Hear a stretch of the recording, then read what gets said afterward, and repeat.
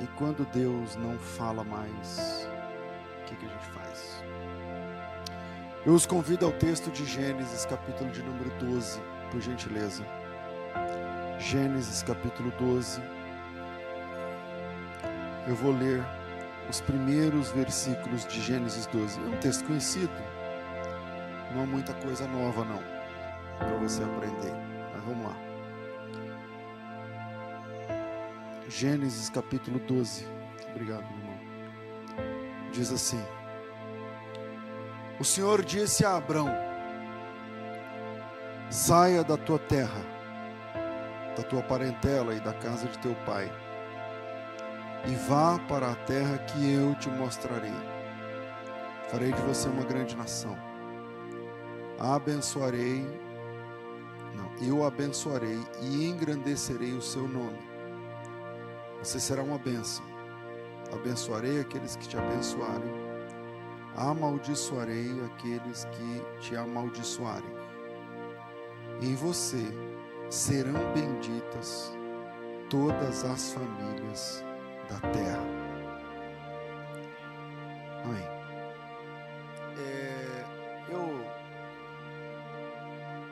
Para pregar esse sermão, eu tenho lido a história de Abrão. Ele vai mudar de nome lá na frente, né? Então aqui é Abrão. Se eu falar Abraão, em algum momento é por vício de linguagem mesmo.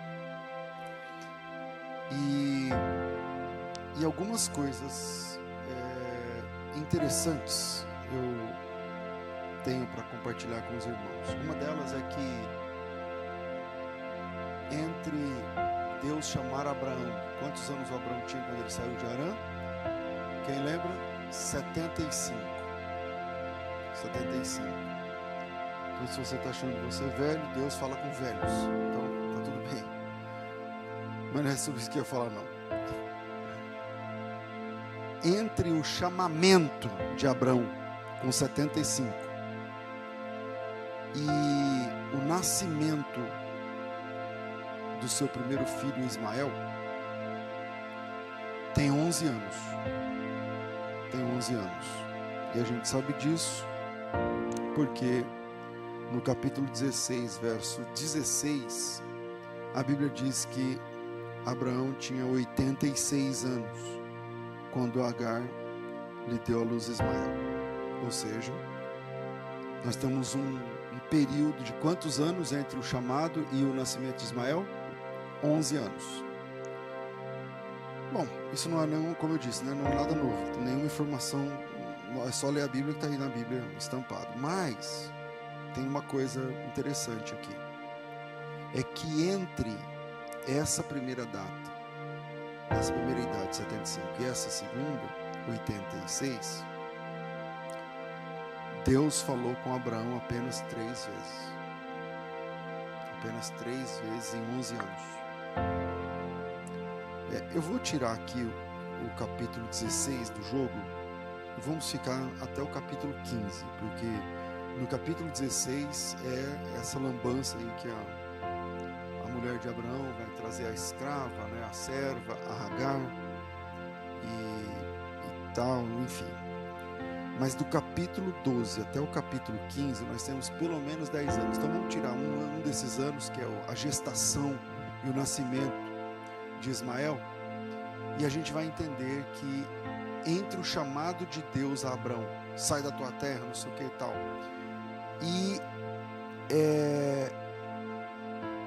e o capítulo 15 o momento onde ele vai ter o primeiro filho, até de forma que não foi assim que Deus disse que era para fazer, nós temos 10, 11 anos.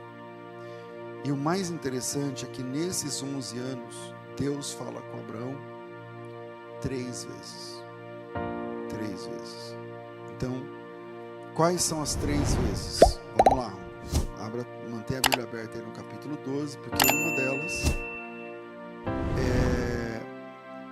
a gente pode contar como uma delas o versículo 7 do capítulo 12. Então Deus chamou Abraão, e aí lá no versículo 7, porque vamos lá, a gente leu até o versículo 3, né? Beleza. No 4 diz assim: e o Abraão partiu, como o Senhor tinha dito. Ele levou Ló com ele. Tem muita gente que critica o Abraão ter levado Ló. Já ouviram ou não? Já ouviram? Ok. Eu não faço parte desse time porque eu li o capítulo 11. E o capítulo 11 conta a história da vida de Abraão. Por exemplo, há uma possibilidade interessante de que Abraão é o mais velho de 3 irmãos que eram trigêmeos. Seu pastor, nunca ouvi falar. Pois é. O capítulo 11, versículo de número, vou achar aqui, capítulo 11, versículo de número 27, diz assim: estas são as gerações de Terá. Terá gerou Abraão, Naor e Harã. Aí você fala assim, não, mas não diz aqui que eram trigêmeos. É verdade, não diz mesmo. Mas essa é a primeira vez numa sequência que começa no versículo 10, onde mais de um filho é dito numa vez só, numa pancada só. Eu não mato nem morro para defender que eles eram trigêmeos também, mas eu estou dizendo que isso é uma possibilidade, como eu disse agora há pouco. Mas o mais interessante, e por isso eu não critico Abraão ter levado Ló, é o que diz o verso de número, a continuação do verso 27. O Harã gerou Ló, e o Harã morreu na terra do seu nascimento, em Ur dos Caldeus, estando Terá, seu pai, ainda vivo. Na doutrina lá dos judeus, como chama, na tradição, eles dizem que o pai do Ló, o Harã, poderia ter sido devorado por uma fera, um animal, coisa assim. Também não dá para dizer. A Bíblia diz que o Harã, que parece ser o mais novo desses 3, versículo 26, viveu Terá 70 anos e gerou Abrão, Naor e Harã. Esse é mais forte ainda, um versículo antes, porque parece que esses 3 foram gerados quando Terá tinha 70 anos. É basicamente isso. E a condição em que o texto oferece os nomes desses 3 deixa Abraão como o irmão mais velho, o Naor como o irmão do meio e o Harã como o irmão caçula. E se isso tudo que a gente está percebendo aqui no texto bíblico é um fato, e no próximo verso, os 2 próximos versos dizem que o Harã morreu na terra do seu nascimento, quer dizer, antes deles se mudarem, o Harã morreu lá na Caldeia, ele era um acadiano, ele estava lá na Babilônia não, na Mesopotâmia, não é longe da Babilônia também. Aí, o que acontece naquela regra? Se o Abrão é o mais velho, o Harã é o caçula e ele morreu, o filho dele, todas as heranças sobem para o primogênito. O filho desse menino, o filho do Harã, fica aos cuidados de Abrão, entende? Então o Abrão meio que assume a paternidade do Ló. Então não é que ele não tinha que ter levado Ló, então é que o Ló virou filho, né, de Abraão por conta de uma fatalidade, de uma situação. Mas nós, vamos lá, vamos em frente. Quando Deus chama o Abraão no capítulo 12, ele deixa claro uma coisa que a gente vai falar no terceiro ponto, se a gente conseguir chegar lá. No versículo de número 3 termina assim: eu abençoarei os que te abençoarem, amaldiçoarei os que te amaldiçoarem, tal, mas em você serão benditas todas as famílias da terra. Do que é que Deus está falando com Abraão? Como é possível todas as famílias desse planeta, todas as famílias desse planeta, serem abençoadas a partir da obediência de Abrão? Como é possível? É porque Deus está contando com a descendência de Abraão, na verdade, com o descendente de Abraão. Ele está falando de Jesus. Logo, esse negócio aqui também é sobre Jesus, porque só tem um jeito de todas as pessoas da terra serem abençoadas em alguém da linhagem de Abraão, e esse jeito é através da cruz do Calvário. É ali que todas as famílias da terra são abençoadas, porque é ali que a explosão da graça tem o seu ápice. E aí, Deus fala com Abraão poucas vezes depois do seu chamado. Uma delas é no verso 7. E é uma fala bem, como que eu vou dizer? É uma frase. Veja, no versículo 5, Abraão levou consigo Ló, que era seu sobrinho, já entendemos o porquê. Levou os bens que havia adquirido, levou a sua esposa, tal, tudo bem. E partiram para a terra de Canaã. Esse era o chamado, né? Sai daqui, vai para Canaã, tal. Versículo 6. Abraão atravessou a terra de Siquém até o carvalho de Manre ou Moré, depende da versão que você tem. Nesse tempo, os cananeus habitavam na terra. O Senhor apareceu a Abraão e disse.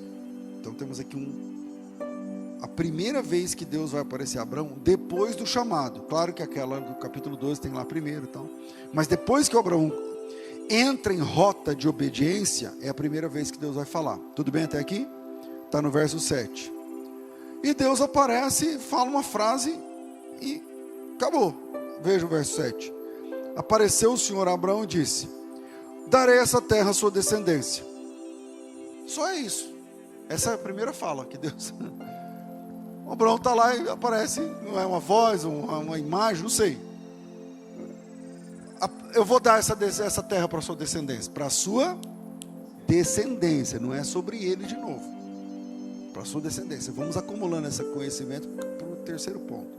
Para a sua descendência, eu vou te dar essa terra para você. Por quê? Deus tinha aparecido para Abraão e não tinha dito exatamente para que lado ele ia. Só escolhe um lado e vai embora. Ele falou: escolhe um lado e vai embora? Como é isso? Mas eu sou de Campinas, eu vou para Minas ou eu vou para Florianópolis? Aí ele falou: tudo bem, você decide, sai aí andando. Uma hora eu vou te mostrar. Vai para uma terra que eu te mostrarei. Ele falou: então tá bom. Ele saiu. E quando ele chegou nesse lugar, Deus falou para ele assim: bom, é esse lugar que eu vou te dar ele. Aí o Abraão falou: bom, então vamos tirar as bagagens, vamos morar aqui. Deus falou que vai dar isso aqui para nós. O que o Abraão tem? Apenas essa fala de Deus. Apenas essa fala de Deus. E a segunda vez que Deus fala com Abraão, aí tem todo o capítulo 12 vai rolando. Tem aí um problema que eu não vou entrar no pormenor aqui por conta da exiguidade do tempo, que é o Abraão não falar toda a verdade sobre sua esposa, porque ela era mesmo meia-irmã de Abraão, mas ele diz: ela é minha irmã, não é minha esposa, não é minha irmã, está comigo e tal, mas não é. E aí tem um problema lá com o faraó, que eu não vou entrar aqui num assunto que é o capítulo 12. No capítulo 13, o Abraão e o Ló se separam, porque o Abraão, embora tenha uma lambança lá com o faraó, ele sai dessa história riquíssimo. Riquíssimo, está no versículo 17, por ali e tal, 15, no versículo 15. Por essa causa, por causa dela, o faraó tratou bem Abraão, o qual veio a ter ovelhas, bois, jumentos, escravos, jumentos, servo, camelo, não sei o quê. E aí, no versículo 20, o faraó deu ordens aos seus servos que a respeito de Abraão, que o acompanhasse ele, a mulher e tudo que ele possuía. Ele saiu rico do Egito.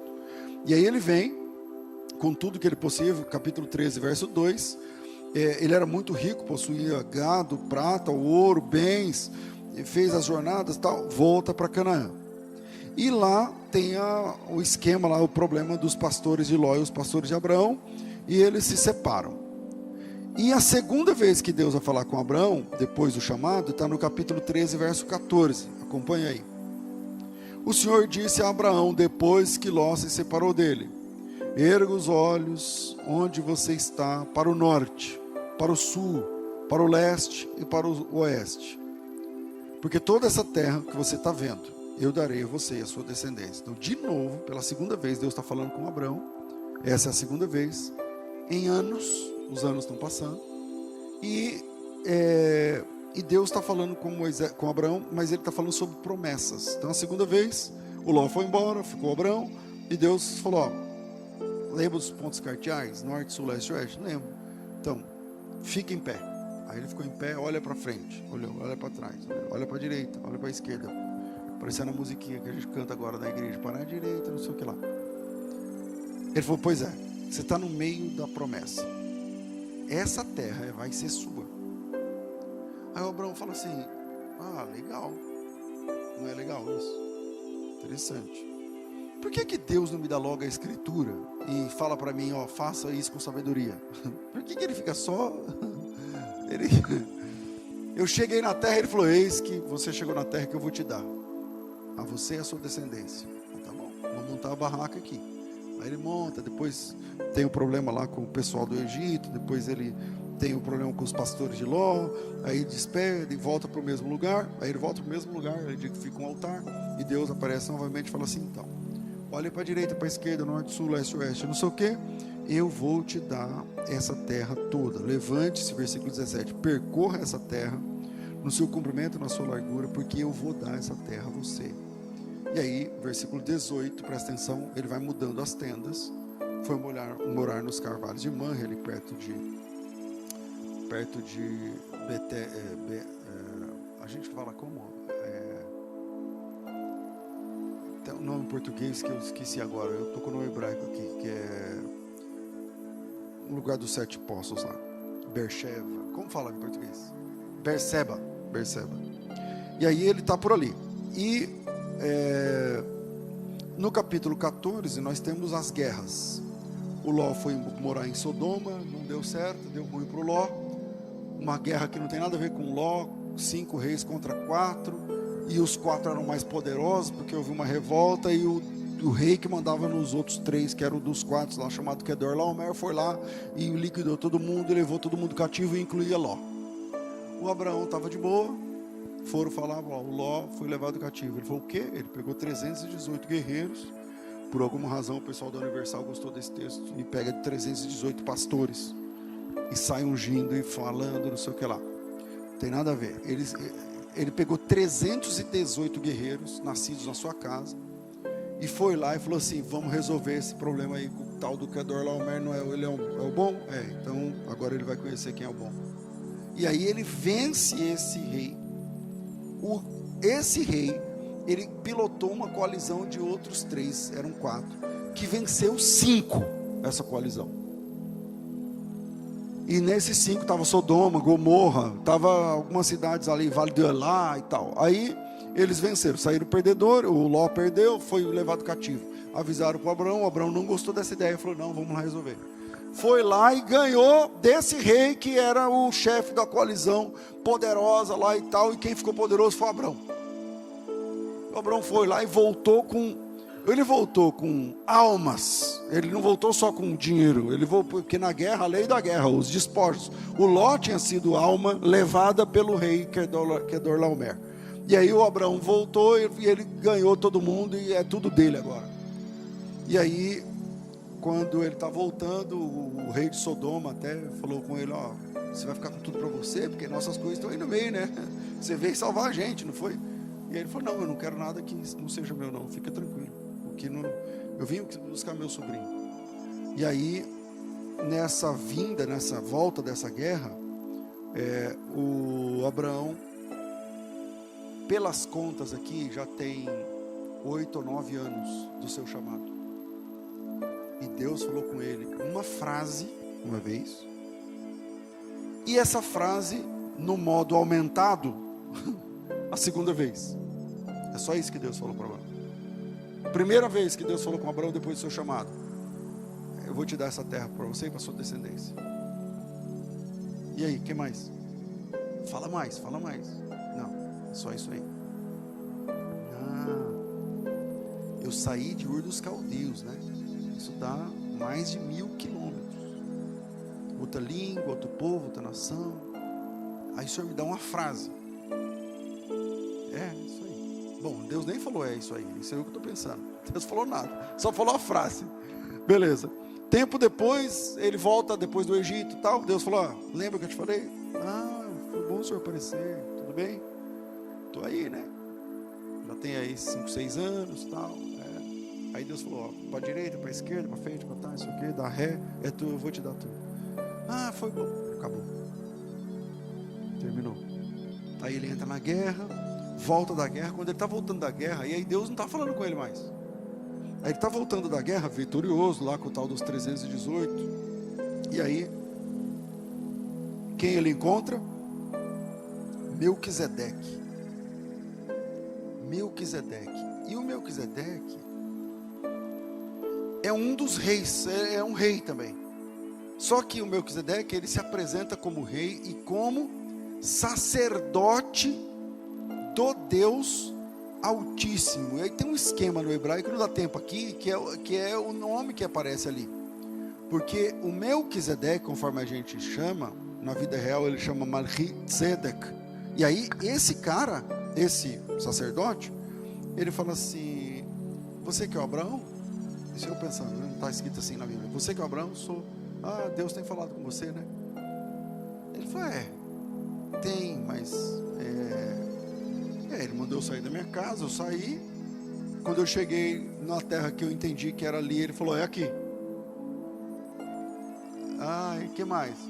E alguns anos atrás, eu tinha voltado lá do Egito, não sei o que, resolvi voltar para o mesmo lugar, eu levantei um altar, parece que ele gostou e falou para mim, queria dar aquele lugar para mim, para minha descendência, alguma coisa assim. Ah, que mais? É isso aí. É isso aí. Se resume nisso aí, basicamente. Mas por que o senhor quer saber? E aí o Melquisedeque falou assim: porque eu sou sacerdote desse Deus. Eu trabalho para ele. O Abraão deve ter pensado: ele tem sacerdote. Ele não fala muito comigo, mas ele tem, legal. Então tem sacerdote. O que mais que ele tem? Eu sou sacerdote do El Elyon. Ele tem esse nome? Eu só ouvi a voz e vim, né? Eu não sei nada disso aí, tudo isso aí para mim é novo. Então eu vou te dar o dízimo. E o Melquisedeque falou: tá bom. Aí o Melquisedeque deu para ele pão e vinho. Isso tudo está no capítulo 14. E aí a gente entra no capítulo 15. E no capítulo 15 é a terceira vez que Deus vai falar com Abraão. A primeira vez foi só uma frase. Vocês estão comigo? Porque o nosso trabalho aqui nesse sermão e quando Deus não fala com a gente? Primeira coisa que Deus fez, depois do chamamento lá bonito, lá sai da tua terra, da tua parentela, eu estou contigo e não abro, uma frase.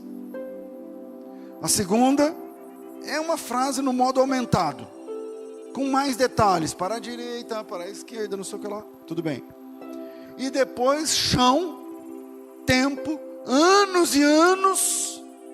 Pensa que você obedeceu Deus hoje, que é 2025, e Deus vai falar com você agora em 2029, e depois Ele vai falar com você em 2035. É isso aí. Passou os 10 anos, quase 11. E aí, chegamos no capítulo 15, e diz, depois desses acontecimentos, veio a palavra de Deus a Abraão numa visão, dizendo: Abraão, não tenha medo, eu sou o seu escudo. É a primeira vez que Deus está falando uma coisa diferente daquelas outras duas. Eu sou o seu grandioso galardão, a sua grande recompensa, depende da tua versão. Abraão falou: peraí, não vai não, vamos falar, eu tenho algumas coisas aí para falar, porque, né, pessoal, o Senhor falou para mim que eu vou ter bastante filhos, né, um negócio de uma descendência, as duas únicas vezes que o Senhor falou, parece que tem a ver com a minha descendência, não sei o quê. Pois eu tinha 75, agora eu tenho 85. Então eu já era velho, agora eu sou velho plus, né? Passou mais 10 anos. E eu não tenho filho, né, Deus? E eu já sei até que o Senhor tem um nome, que o Senhor tem sacerdote, tem gente que trabalha para o Senhor, eu achava que... E aí? Me ajuda, o que eu faço? O que fazer quando Deus não fala, ou quando o que Deus fala não é claro, é pouco? Vamos deixar os 3 pontos, vamos tentar. Primeiro, o modelo de Deus é a bússola e não o GPS. O modelo de Deus é a bússola, não o GPS. O GPS você coloca e ele fica falando. vai para cá, vai para lá, 40 metros você faz tal coisa, cuidado que tem um acidente, cuidado que não sei o que, cuidado, blá, blá, blá. E ele vai mostrando, alertando, falando e tal. E esse modelo não é o modelo que Deus adota para falar com seus filhos. O modelo de Deus não é o GPS, é a bússola. A bússola indica o caminho. A bússola, ela aponta para o polo magnético do norte. E aí ele dá um norte. Enquanto o GPS fica gritando, mostrando, falando, até os detalhes, tem um carro parado na via, e você tem que ficar apertando se tem ou não tem, e não sei o que, e tal, dando detalhes do roteiro, a bússola não, a bússola te dá um norte. E esse é o chamado de Deus, é um norte. Porque a gente acha que Deus vai chamar a gente, e quando chegar na sua casa vai ter um manual de instruções, uma caixa bonitinha no teu nome, tá, e hoje eu faço o quê? E amanhã eu vou com que roupa? E não sei o que lá, tal. E não é assim, e porque nós começamos a buscar esse tipo de relacionamento, onde a direção é ao estilo do Waze, ao estilo do GPS, ao estilo dos maps de hoje, isso mudou o jeito de ser igreja. Porque o jeito de ser igreja agora é o seguinte: Deus é o dia do culto da resposta, vem, é hoje, você precisa de resposta, né? Ele não está falando, então vem que é hoje. Hoje é a quarta da revelação, a quinta de não sei o que, a segunda de não sei o que lá. Você vai passar pelo corredor, a tenda do milagre, o corredor de não sei o que. Por quê? Porque você precisa que ele fale. Porque você precisa de informações, você quer que o seu chamado seja no modo GPS, não no modo bússola. Porque o modo bússola, você olha e fala, vai para lá, você tá isso aí. O caminho é esse aí, vai seguindo. E no meio do caminho você vai descobrindo. E a Bíblia chama Abraão, que apresenta Abraão como sendo o nosso pai da fé. E Abraão é o pai da fé. O que significa isso? Porque fé, a fé basicamente vai abolir essa quantidade de informações. Porque para ter fé, você não pode ver o que é. Porque se você vê, você não precisa ter fé. A definição melhor de fé na Bíblia é Hebreus, né? Ora, a fé é o firme fundamento. Não, a fé, como é? Firme fundamento das coisas que se esperam, a prova do que se não vê. Então você não vê, cara. A fé é um negócio que você não vê. Quem vê não precisa de fé, está enxergando. E essa é a nossa carência. Deus, eu quero resposta. Eu vou conversar com alguém que é de Deus para me dar a resposta. Se eu faço ou não faço. Se eu entro ou se eu não entro. Se eu compro ou não compro. Eu invisto ou não invisto. Investe. Quanto? Então você não precisa de fé. Entende? Então Abraão é o pai da fé, porque fé, por definição, é crer sem ver. Se você vê, se você ouve, se você sente, então você não precisa de fé. Fé é norte. Quando eu falo norte, eu não estou sendo literal, né? Fé é o rumo. É o rumo. O que você vai achar no rumo? Naquele rumo? Não sei. Você vai achar. Você vai ver. Então, crer é ir contra o que você enxerga, é ir contra a evidência, é ir contra o que as pessoas, o que você está vendo. Isso é fé. Num dia difícil para Jesus, o dia que ele perdeu seu primo assassinado, ele fez um milagre muito interessante. Ele andou sobre as águas por, sei lá, uns 7 ou 8 quilômetros. A gente olhando para o texto, parece que ele andou nas águas como daqui ali, né? E tal. Não, ele andou sobre as águas como daqui a Hortolândia, sei lá. E aí, acho que dá mais de 8 quilômetros, tem que fazer a conta aí. Aí, quando ele chega perto do barco, os discípulos estão desesperados. Isso é Mateus capítulo 14. Aí Jesus falou assim: pessoal, calma. Eles estão achando que Jesus era o quê? Um fantasma. Tem fantasma, pessoal? É um outro assunto, né? Quando a gente fica desesperado por coisa que nem existe, mas tudo bem. E aí Jesus falou: opa, calma, sou eu. Por que o senhor veio assim? Não tinha barco. Porque quando você lê o texto, Jesus ficou orando a noite inteira, até de madrugada. E quando ele chegou na praia, não tinha barco nenhum. E ele precisava ir para o outro lado. Falou: então eu vou a pé. E aí ele foi, não tinha ninguém. Ele falou: eu sou Deus, né? Então eu vou a pé. E aí ele foi indo. E aí quando ele chegou perto do barco, todo mundo, tal, não sei o quê. E aí ele falou assim: bom, calma, não precisa ficar desesperado, sou eu. E aí o Pedro vai ensinar um negócio muito interessante para mim. Porque o Pedro fala assim: se és o Senhor mesmo, manda que eu vá até aí, mas que eu vá igual o Senhor está fazendo, andando sobre as águas. E a resposta de Jesus é: vem. Jesus olhou para o Pedro e disse: vem. E neste momento o Pedro tem de tomar uma decisão sobre o conceito que ele tem de realidade, verdade e fé. Porque o Pedro é por definição um homem do mar, e Jesus é por definição um homem da oficina. Quem manja mais de água é o Pedro, não é Jesus. Eu estou pensando a grosso modo, obviamente. O Pedro é criado naquelas águas, ele sabia. E se ele estava desesperado com o barco virando, é porque ele tinha razão para ficar assim. E aí chega Jesus andando, e o Pedro falou: o senhor vem andando? Ele vai vindo, tinha barco que eu vim. Aí ele falou: então, se é o senhor mesmo, eu quero ter essa experiência. E Jesus falou: tá bom, pode vir, você vai andar sobre as águas. E o Pedro tem de tomar a decisão. E qual decisão? O que é verdade? Verdade é o que eu sei. Porque o que eu sei?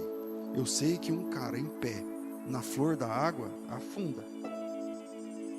Eu sei que você fica na água nadando, deitado, você boia, Agora, se você ficar com os dois pés em cima da água, igual eu estou andando aqui, eu vou lá para baixo, meu amigo.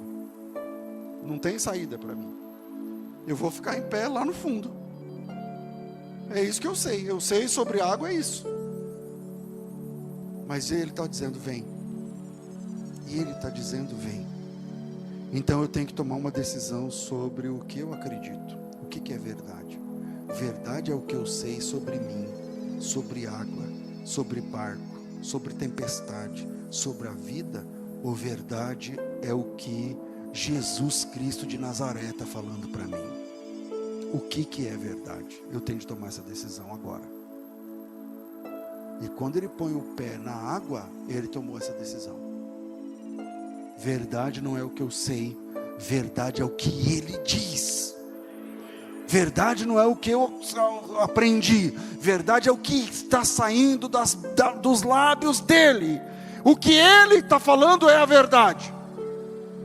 E tudo que eu aprendi cai agora diante da verdade que está saindo da boca dele, porque ele está dizendo que eu vou andar sobre as águas. E diz o texto no versículo 29, que descendo do barco, andou sobre as águas e foi até Jesus. Ou seja, a fé tem a ver não com o que eu sei, tem a ver com o que Deus falou. E o que Deus falou, às vezes não tem evidências visíveis. Então, primeiro, o modelo de Deus é a bússola, não é o GPS. Então você não vai esperar que Deus fique todas as manhãs: bom dia, flor do dia. Você é a menina dos olhos de Deus, o bichinho de Jacó. Meu irmão. Mas é essa fé que as pessoas cultivam. É uma fé que precisa de empurrões diários. O cara está lá murcho. Ele fala: o que foi? Deus não está falando comigo. É? Quanto tempo? Não, foi mais de mês. Não, meu amigo, calma aí. Eu vou te apresentar um cara na Bíblia chamado Abrão. Em 10 anos Deus falou com Abrão 3 vezes. E esse é o nosso modelo de homem que andou com Deus. O modelo que nós temos de homem que andou com Deus é: durante 10 anos uma frase aqui, uma versão dessa frase ali, e um bate-papo acolá, durante 10 anos. Então em 10 anos Deus fala com esse homem Abraão 3 vezes, e esse é o nosso modelo de um homem que anda com Deus. Esse é o nosso modelo de homem de fé. Esse é o nosso modelo de pai da fé. Então ele é pai da fé, não é porque ele vivia com GPS a tiracolo, com Deus dizendo: oi Abraão, bom dia, tudo bem com você? Tudo bem, e então vai para a direita, vire, em 40 metros Abraão, você faz tal coisa. Não! Ele é o pai da fé, porque ele nos ensina sobre fé da seguinte forma: você não precisa ficar recebendo toques o tempo todo, e culto que dá revelação, a irmã que revela um monte, que faz não sei o que, e tal. Não, Deus te dá um norte, siga esse norte, porque Deus está nesse projeto e é assim que funciona. É claro que na graça nós nos relacionamos com Deus através da oração. Isso pode ser todo dia, toda hora. Você está em comunhão com Deus. Então, por favor, não me confunda o que eu estou dizendo. Bússola é norte. Bússola, ela vai pela atração magnética. E é basicamente isso que Deus está falando com Abraão. Deus é aquele que norteia a gente. É aquele que fala assim: não é para aí não, você está indo para o lado errado, é para cá. É para cá. E aí é você, porque a gente quer que Deus escolha a namorada, a gente quer que Deus escolha a empresa, a gente quer que Deus não trabalha assim, meu irmão. Deus não trabalha assim. Deus tem esses 3 currículos aqui.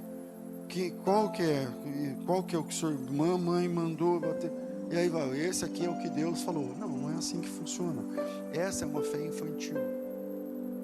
A criança, ela tem que, tira a mão daí, faz a coisa, tal. É a criança é que tem que ser assim. E muito do cristianismo de hoje está infantilizando os cristãos, transformando os cristãos em bebês. Porque criança que chora tem que dar alguma coisa para ele comer, chupar, mamar, lamber, brincar. E é isso que acontece em igrejas evangélicas. Você está chorando? Vem cá, eu vou te dar um negócio aqui para você. Tó, esse óleo aqui, leva para sua casa. Para de chorar e leva isso aqui para você. A criança que tem que pegar, criança que tem que segurar, que tem que ter contato com o objeto. É meu. Não, então, você está chorando? Tem uma rosa aqui, ó, para você. Pega essa rosa. É ungir essa rosa, pode levar. Você tá triste? Tem essa toalha aqui, pega essa toalha, levei no monte essa toalha, vai funcionar, dá certo para você. Meu Deus, isso é o cúmulo da infantilização da fé. Uma fé que precisa de coisas para pegar, não é fé. É infantilização da vida espiritual. Então Deus chama Abraão, no caminho ele errou, e no caminho você vai errar, no caminho ele ficou com medo, você vai ficar com medo, no caminho ele teve de enfrentar guerras, você vai enfrentar guerras, no caminho, mas sempre Deus está dando a direção, o norte, é esse o ponto. Então primeiro ponto, o modelo de Deus é a bússola, não é o GPS. Segundo, aí estamos no capítulo 15, aí Deus falou com Abraão muito pouco, né, tal, Abraão está murcho. Aí Deus chega no capítulo 15 e fala assim: Abraão, tudo bem com o senhor? O senhor veio, apareceu? Apareci. Quero falar com você. Que bom. São quase 11 anos, né? O que o senhor quer falar agora? Da terra lá que eu estou, para a direita, para a esquerda? Não. Eu quero falar uma outra coisa com você hoje. E o que o senhor quer falar? Eu sou o seu escudo. Eu sou o seu escudo. O Senhor é meu escudo. Quer dizer que vem guerra por aí? Eu sou tua recompensa. Sua recompensa sou eu. Quem te protege sou eu. E a sua recompensa sou eu. Sou o seu escudo e teu grandíssimo galardão. Isso é o capítulo 15, versículo 1. E aí o Abraão responde.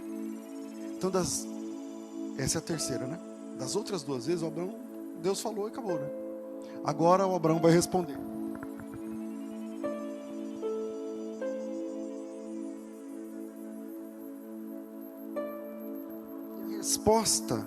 resposta de Abrão é interessante. Ele fala assim: bom, já que o senhor veio, eu posso falar? Versículo 2.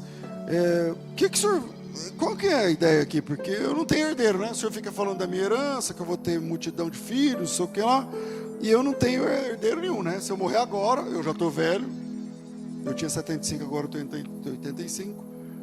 Se eu morrer agora, o meu herdeiro é esse cara que é da Síria, que é Damasceno, é de Damasco. Damasco é a capital da Síria. Falei, esse cara é da Síria, é que ele trabalha para mim. E se eu morrer agora, é ele que vai herdar tudo. Então, falar de um jeito coloquial, Abrão chama Deus e fala assim: o senhor está meio sumido, né? Está meio sumido. O senhor mandou eu sair da minha casa, eu saí. Depois o senhor falou que eu tinha que morar em tal lugar, eu morei. Aí um tempo atrás aí, a última vez que eu tive algum contato, que foi até indireto, né? Foi através de um sumo sacerdote, né? Eu não sabia, o senhor tem sumo sacerdote, né? Interessante. Ele te chamava de Elion, eu também não sabia desse nome. Imagina Abraão falando essas coisas para Deus, e Deus falando: tem muita gente que trabalha para mim. E o senhor chama ela Elion? Esse é um dos meus nomes. Não é o principal, mas é um dos meus nomes. E aí, o Abraão está triste, falando o seguinte, versículo 3: o senhor não me deu descendência. É um servo nascido na minha casa que vai ser o meu herdeiro. E aí, o Abraão está triste, porque ele está olhando para o que ele não tem. Como que a pessoa fica triste por uma coisa que ele não possui? Não é que ele tinha e perdeu, ele só não tem ainda. Não chegou a vez dele de ter. Parece que no caso dele demorou pra caramba. É verdade, está demorando. Mas ele está triste olhando para algo que ele não tem. Ele está triste pelo que ele não possui.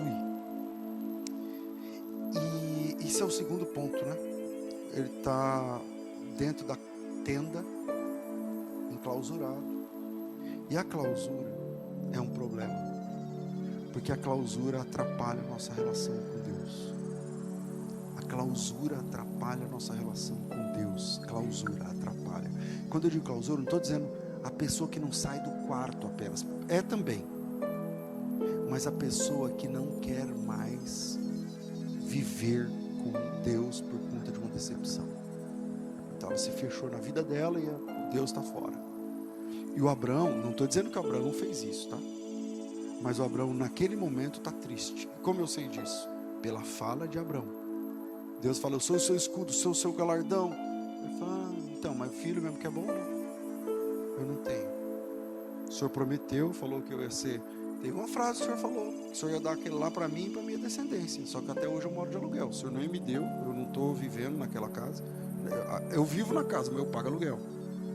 E eu também não tenho filho. Então Abraão está olhando para o que ele não tem. E a clausura, ela causa isso na gente. Uma decepção, uma dor, uma falta, uma perda. E aí você entra nessa clausura. Às vezes você está até congregando. Mas você entra nessa clausura. E você começa a olhar aquilo que você não tem, aquilo que Deus não te deu. Quando Deus mandou Moisés escrever a lei, Ele deu uma lista de coisas que a gente não pode cobiçar. E essa coisa que a gente pode cobiçar são as coisas que a gente não tem. A gente não pode cobiçar a fazenda do próximo, o boi do próximo, a prosperidade do próximo, a mulher do próximo, as coisas do próximo. Porque Deus, quando você cobiça uma coisa que não é sua, você está invadindo o espaço da graça que Deus deu a outro. Não é você, não é para você aquilo ali. E você está invadindo. E aí, o Abraão, por alguma razão eu quero pôr Moisés aqui nessa tenda agora. O Abraão está fechado na tenda, murcho. E quando Deus aparece: eu sou o seu escudo. Ele fala assim: então, mas comigo não está funcionando, né? Parece que não está funcionando. E aí Deus vem renovar a promessa. Deus olhou, acho que olhou Está na hora de falar com o Abraão mais uma vez. Já faz tempo. Quando Deus chega, o Abraão está murcho. Deus vem renovar a promessa, o Abraão está mal. E fala para Deus, a gente precisa conversar. A gente precisa conversar. Vamos falar de herança? Vamos falar de promessa? Vamos falar do que eu não tenho. Que o Senhor disse que eu teria e eu não tenho. Vamos falar sobre isso? Vamos falar de 10 anos que eu saí da minha casa e virei um nômade. Vamos falar sobre isso? Vamos falar sobre o que o Senhor falou de descendência, e hoje, se eu morrer, a minha herança é para esse cara aqui. Então ele está olhando para o que ele não tinha. Mas você já parou? E se a gente parar para pensar no que a gente não tem, a gente fica maluco. A gente fica maluco. O que você não tem que você gostaria de ter? Pô, um monte de coisa. Um monte de coisa. O que você não tem emocionalmente da sua mulher para você, ou do seu marido para você, que você gostaria de receber? É um monte de coisa. O que você não tem fisicamente? O que você não tem financeiramente? O que você não tem ministerialmente? O que você não tem profissionalmente? O que você não tem não sei o que lá mente? Em qualquer área tem coisa que você não tem, tem algo que você não tem, que te falta, que você vê um vizinho que começou depois de você e está melhor, ou o irmão que chegou depois de você, ou a pessoa que você nem conhecia. Você fala, nossa, mas você tem metade da minha idade, já conseguiu, e eu não consigo. Sempre tem coisas que você olha e fala assim, isso aí falta para mim, isso aí falta para mim. E quando você entra num estado de clausura de alma, esse viés, ele fica latente na sua alma, e você fica uma pessoa insatisfeita. Mas você já parou para pensa assim, Abraão, você já parou para pensar o que você tem? Cara, você venceu uma coalizão de não sei quantos reis. Você já parou para pensar nas guerras que você venceu? Você já parou para pensar no que Deus já te deu? Você hoje ficou rico. Eu estou falando com Abraão agora, né? Você é rico. Você é muito melhor financeiramente do que você era na casa do seu pai. Você tem direção. Mas você é um cara que está trancado numa tenda. Não estou para ninguém. Porque você está sofrendo por aquilo que ainda falta acontecer na tua vida. Tem coisa que Deus te prometeu e que não aconteceu. Então você acertou o endereço hoje. Era aqui que você tinha que ir. E é essa palavra que você tinha que ouvir. Tem coisas que Deus falou. Não estou dizendo que não foi Deus, não. Foi Deus que falou. Mas não funcionou ainda. Tem. Para mim também tem. Quem tem? Eu tenho. É isso aí. Alguns têm, outros não têm. E outros não estão nem aí. Estão na clausura. O exercício é: olha o que Deus já te deu. Olha o que Deus já fez, as lutas que você venceu, as batalhas que Deus permitiu que você vencesse. E aí Deus olhou para o Abraão e falou assim: esse cara está muito murcho. Esse cara está muito murcho. Versículo 4, Deus falou para ele: não, Abraão, o que eu falei está de pé. Esse cara que você falou não vai ser seu herdeiro. É alguém gerado por você que vai ser o seu herdeiro. É do jeito que eu falei. Só que o Abraão, na posição que ele estava, ele não estava à altura de uma conversa assim com Deus. Então Deus precisou mudar o locus. Deus precisou mudar o lugar. Se me faça entender. Deus, aí entra o versículo 5 e diz assim: então o Senhor o levou para fora. Algumas vezes aconteceu isso na Bíblia. Aqui, lá com Elias. O Elias estava murcho, querendo morrer. Eu não sou melhor do que meus pais. Primeiro, ele era melhor que os pais dele, sim. O Elias. Ele é o maior vulto dos profetas. Como ele não é melhor que os pais dele? Só que na hora da clausura, você se menospreza. Na hora da clausura, você nunca é boa demais. Na hora da clausura, qualquer um é melhor que você. Na hora da clausura, o que você tem é pior do que o dos outros. Na hora da clausura, você não é boa o bastante. Na hora da clausura, você é feia demais, magra demais, gorda demais, velha demais, nova demais, burra demais, inteligente demais, rica demais, pobre demais. É tudo demais. É tudo demais. Por quê? Porque é a clausura. Ali é o problema. E aí, eu estou falando agora de Elias. Elias, para mim é melhor morrer. Tira a minha vida. Sabe o que Deus fez com Elias? Você quer morrer? Tá, não vai morrer nunca. Que o Elias é um cara que nunca morreu.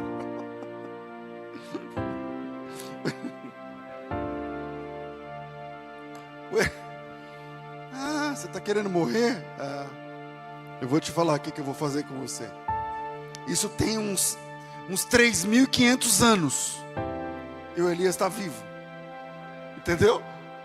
Mas por quê? Porque a clausura. Aí Deus tira o Elias da caverna. Falou, vem aqui fora que eu vou falar com você. Eu vou passar. No caso do Elias, vem aqui fora da caverna que eu vou passar.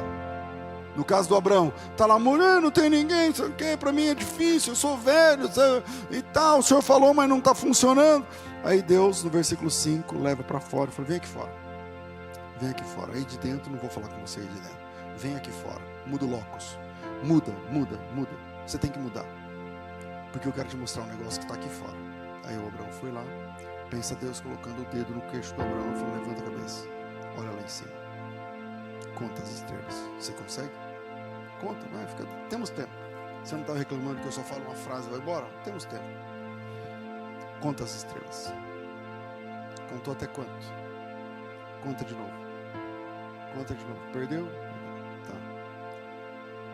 A sua descendência que eu prometi vai ser assim. Eu prometi e vai ser assim. Então primeiro Deus tira da caverna. E lá no versículo 5 ele tira da caverna. Presta atenção. É assim que vai ser sua posteridade. E aí entra o verso 6. E o verso 6 é um verso chave. Porque o texto diz assim: e Abrão creu no Senhor. E isso lhe foi atribuído para a justiça. Ou isso lhe foi imputado como justiça. E Deus, na sequência, então primeiro, Deus tira ele da tenda, porque a clausura não dá, né? E aí, essa mudança de locus, eu tenho que terminar. Essa mudança de locus é o seguinte: tem coisas que Deus está falando com você, mas que não entra no teu coração, porque a ambiência é um problema. Onde é que você se meteu? Que a voz de Deus chega lá, mas não entra no teu coração. Deus fala, mas aí você está na clausura. E na clausura não vai funcionar. Então Deus tira esse cara de dentro da tenda, tira de dentro da clausura, levanta dessa cama, sai desse ambiente. E Deus está fazendo isso com Abraão pela segunda vez. Porque a primeira é: sai da tua casa, da tua tenda, da sua família, sai do meio dos teus. Porque eu quero andar com você, mas desse jeito não é, sai. Você precisa sair. E eu vou direcionar você, não é um GPS, tá? Não vou ficar 40 minutos, 40 metros, sei o que lá, você vai chegar tal. Não vou te falar não. Eu não vou te dar muitas informações, porque você não suportaria.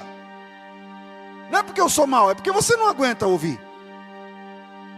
Então eu sei quando eu falo com você, eu sei o que eu falo com você, e eu sei como eu falo com você.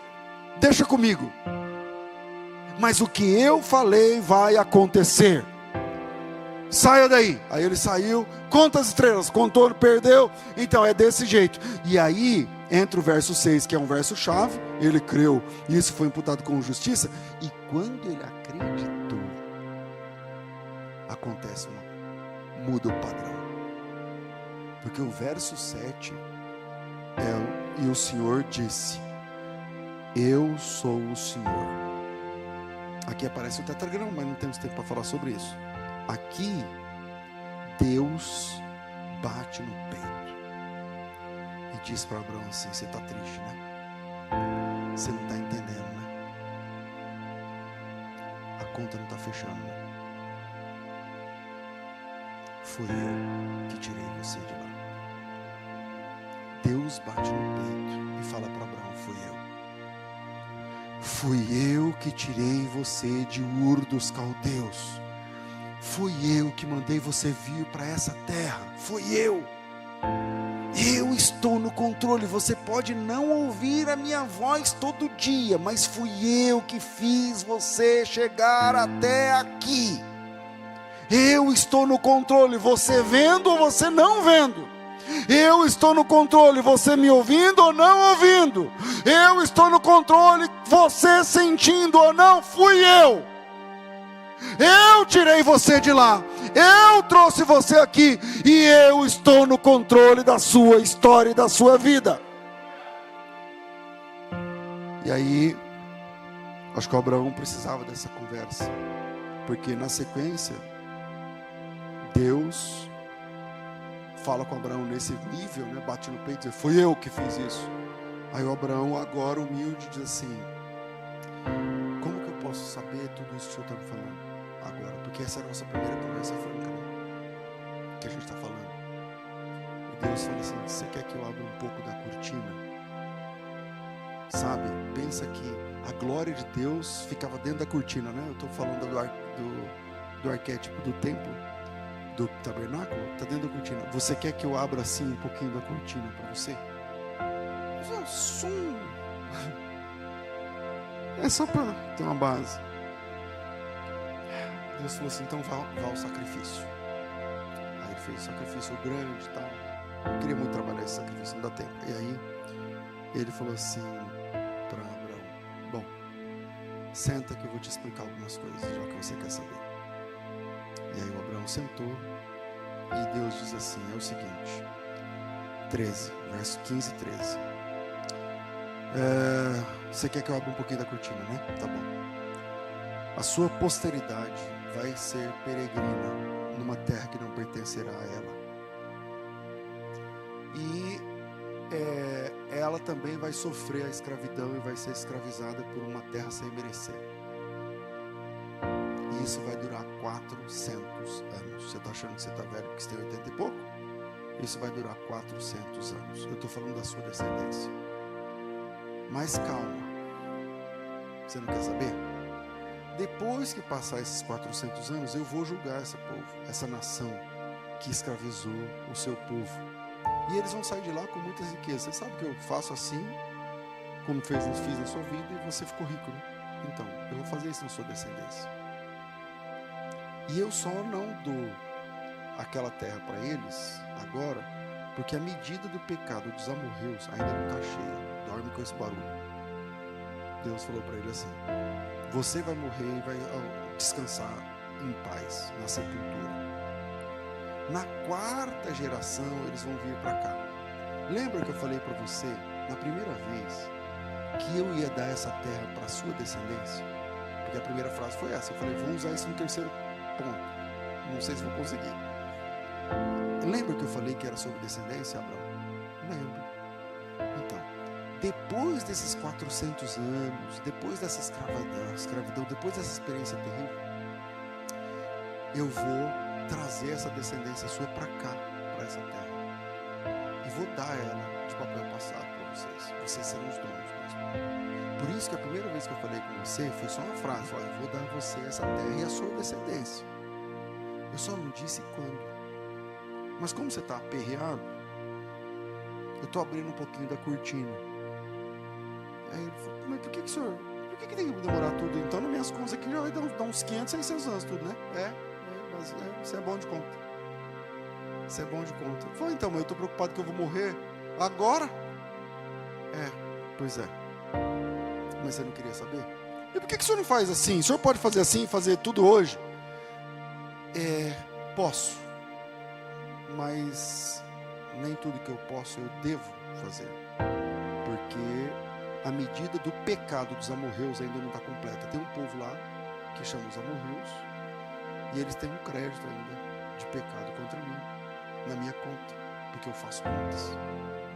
E na minha contagem tem ainda uns 400 anos. Então, enquanto eles ficam em pecado contra mim, você e a sua descendência vai ficar escravo lá no Egito. Mas quando terminar, eu vou chacoalhar o tapete aqui e vou trazer vocês para cá. Você não queria conhecer um pouco do meu desígnio? Eu sou um Deus que tem um desidério. Eu não sou um Deus de urgências.